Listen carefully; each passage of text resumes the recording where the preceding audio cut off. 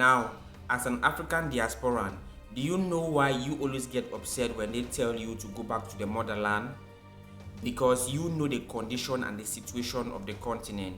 So whenever they tell you go back to Africa, you get upset because it's like they are telling you to go back to a poor place. It's like they are reminding you that where you come from is very poor and you should go back to it. So that is why you feel upset when they tell you go back to Africa. And continental Africans, do you know why we always try to go to another country so that we can better our lives, in quotes? Because we know the situation of our motherland, and despite our motherland having all the natural resources in the entire universe, we are still going out into countries that do not have enough resources as compared to our continent, as compared to our land, to seek ourselves a better life.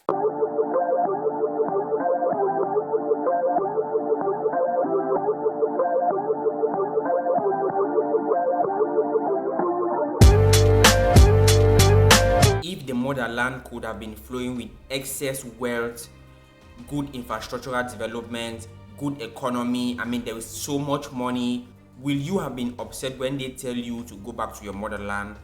Will you have been upset when they tell you to go back to Africa? Of course not. You could have never been upset. Same with Africans. If our continent could have been full of riches everywhere, good infrastructural development, we had the highest level of technology, could we have been going to another country to seek a better life for ourselves? Of course not. So that is the problem. And how can we solve this?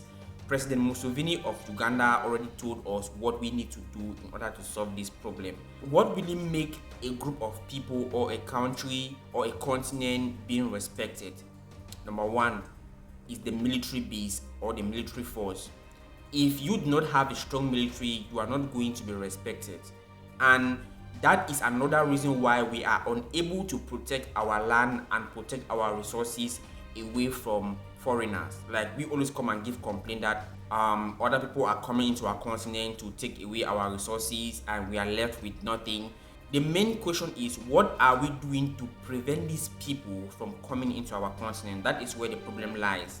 And the faster we start building our military base, the faster we start manufacturing weapons to protect ourselves and our land first, then it is still and it is always going to continue, and it's going to put our children into the same way that we are now.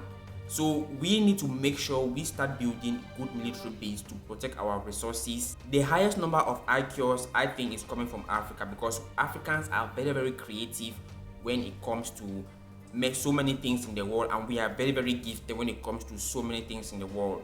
And so because we do not have military base, because we were conquered, since from then we have not sat up and said, okay, let us form our military base, but let us build our security and protect ourselves. We are being subjected to everything bad in the world.